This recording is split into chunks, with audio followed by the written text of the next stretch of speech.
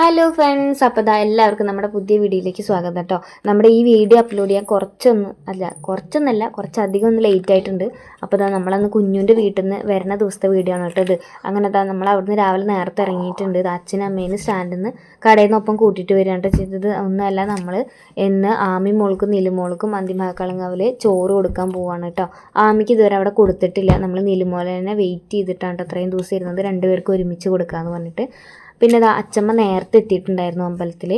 അപ്പോൾ അച്ചമ്മ നേരത്തെ എത്തിയിട്ട് രസീതും കാര്യങ്ങളൊക്കെ എടുക്കാമെന്ന് പറഞ്ഞിട്ട് അവിടെ എത്തിയിട്ടോ. ഞങ്ങൾ എത്താൻ കുറച്ചൊന്ന് നേരം വൈകിയിട്ടുണ്ട്.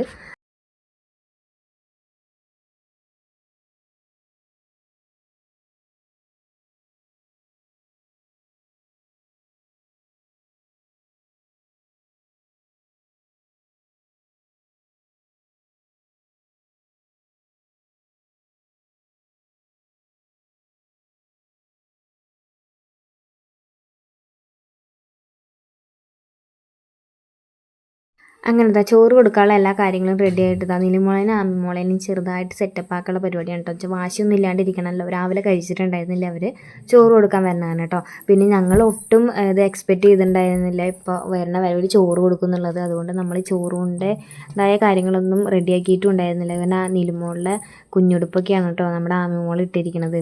അങ്ങനെ ചോറ് കൊടുക്കാൻ ഏകദേശം ടൈമൊക്കെ ആയിട്ടുണ്ട് കേട്ടോ. നിലുമോൾ ഓക്കെയാണ്, പക്ഷേ ആമിക്ക് ചെറിയൊരു വിഷമമുണ്ടോ എന്നൊരു ഡൗട്ടുണ്ട്. അങ്ങനെ ചോറ് കൊടുക്കേണ്ട അച്ഛൻ്റെ മടിയിൽ നിന്നിട്ടാണ് കേട്ടോ കൊടുക്കണം. ഇന്ന് ഏട്ടൻ ഇവിടെ ഇല്ല. അങ്ങനെ ഇരുന്നതും ആമിമോൾ ചെറുതായിട്ടൊന്ന് വഷളായിട്ടുണ്ടോ എന്നൊരു ഡൗട്ട്. പിന്നെ അടുത്ത അമ്മ നിന്നിട്ട് ഓരോന്ന് കൈ കൊടുത്തിട്ടൊക്കെ മെല്ലെ ഇരുത്തിയിട്ടുണ്ട് കേട്ടോ. 2 വായ കഴിക്കുമ്പോഴേക്കും മൂപ്പര് പണി ഇതാക്കിയിട്ടുണ്ട് കേട്ടോ. അങ്ങനെ സമ്മതിച്ചില്ല, കരയാൻ തുടങ്ങി.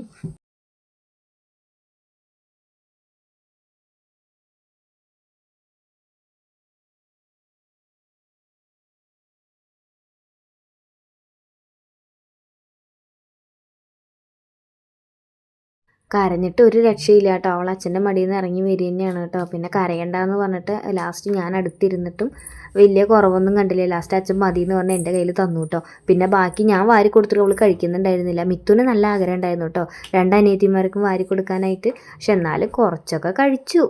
എന്നിട്ട് ആമിമോളേനെ എൻ്റെ കയ്യിലിരുത്തി. എൻ്റെ കയ്യിൽ വന്നപ്പോൾ പിന്നെ ആൾ ഡീസൻ്റ് ആയിട്ടോ. ഇതുവരെ കണ്ട ആളേ ആയിരുന്നില്ല.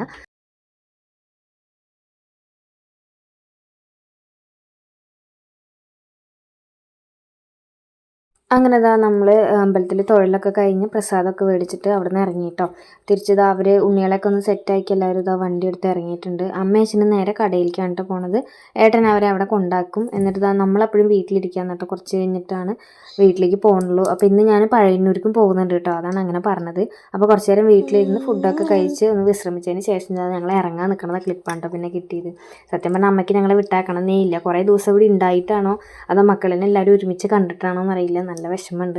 അപ്പോൾ അമ്മേനെ കടയിൽ നിന്ന് ഏട്ടൻ തിരിച്ചു കൊണ്ടുവന്നു കേട്ടോ. ഞങ്ങൾ പോയിട്ട് തിരിച്ചു പോകാമെന്ന് പറഞ്ഞിട്ട് അച്ഛനെ കൊണ്ടാക്കിയിട്ട് വരികയാണ് കേട്ടോ ചെയ്തത്. അമ്മയ്ക്ക് യാത്ര പറഞ്ഞ് മതിയാവണില്ല.